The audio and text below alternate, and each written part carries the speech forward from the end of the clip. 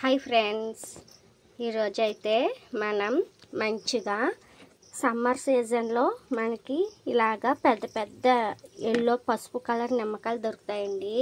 ఆ నిమ్మకాయలు తెచ్చేసుకుని ఉప్పేసి ఊరబెట్టేసుకుంటే ఇలాగా ఒక నిమ్మకాయని 4 ముక్కలుగా కోసుకుని ఇలాగా తగినంత సాల్ట్, రాక్ సాల్ట్ వేసుకొని ఊరబెట్టేసుకుంటే ఇలాగ మనకి నిమ్మకాయ ఊరగాయ తయారవుద్దండి. దీన్ని ఇప్పుడు స్పైసీగా ఎలా తయారు చేయాలో చూద్దాం.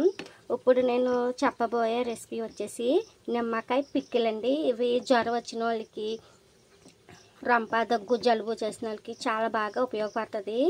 ఈ ఒక్క ముక్క వేసుకుని మనం లంచ్ అయినా, టిఫిన్ అయినా, జావ అయినా అన్ని టిఫిన్స్లోకి, రైస్లోకి పర్ఫెక్ట్ అండి చెప్పచ్చు. ఇదైతే చాలా చాలా యమ్మీగా ఉంటుంది. మా ఇంట్లో ఎప్పుడు చేస్తాను నేను. ఇంకోండి, ఒక 100 గ్రాముల వరకు ఎండుమిర్చి, 1 స్పూన్ ఆయిల్ వేసేసి బాండీ హీట్ ఎక్కాక ఇలాగా 2 స్పూన్స్ మెంతులు, 3 స్పూన్స్ ఆవాలు, అలాగే 100 గ్రాముల వరకు ఎండుమిర్చి అండి. ఇవైతే ఇలాగా త్రుంచి 3-4 ముక్కలు, ఒక మిరపకాయ 2-3 ముక్కలు త్రుంచి వేసుకోవాలి. ఇది చాలా పెద్ద ప్రాసెస్ అయినా కానీ టేస్ట్ మట్టికి సూపర్ నెక్స్ట్ లెవెల్ అని చెప్పచ్చు. ఇదిగోండి, ఇలాగా అన్నీ కలిపి వేసుకోవాలి. ఏమేమి వేసాం? మెంతులు, ఆవాలు, ఇంకా పిక్కిల్ ఇంగువ అని వస్తుందండి. ఇంగువని చూసారా, ఇలా గట్టిగా ఉంటుంది పిక్కిల్ ఇంగువ. ఆ ఇంగువ చిన్న లిటిల్ బిట్ 2 ఇంచెస్ అయితే సరిపోతుంది మనకి. చాలా బాగుంటుందండి ఇంగువ స్మెల్తో. చాలా చాలా పులుపులుగా, కారంగా భలే టేస్ట్ వస్తుంది ఈ నిమ్మకాయ పిక్కిల్ అన్నది.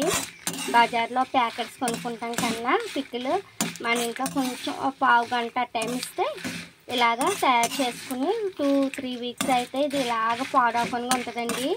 నార్మల్ టెంపరేచర్, రూమ్ టెంపరేచర్లో, అదే ఫ్రిడ్జ్లో స్టోర్ చేసుకుంటే మట్టికి 6 మంత్స్ వరకు డ్యామ్ షూర్గా ఉంటుందండి. మీరు ట్రై చేయండి.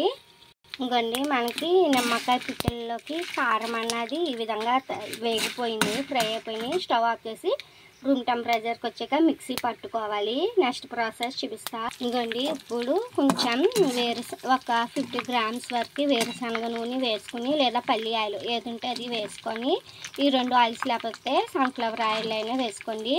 1 స్పూన్ ఆవాలు, 1 స్పూన్ జీలకర్ర, కొంచెం 2 రెమ్మల కరివేపాకు, ఒక పెద్ద సైజు వెల్లుల్లి ఇలాగా చితక్కొట్టుకుని వేసుకోవాలండి. ఇలాగా పోపు మాట, ఈ నిమ్మకాయ పచ్చడికి పోపు మాట అండి. చాలా చాలా టేస్టీగా ఉంటుంది. ఇప్పుడైతే మనం మిక్సీ పట్టుకుని వచ్చేద్దాం. ఈ పోపు వేగుద్ది ఈలోగా.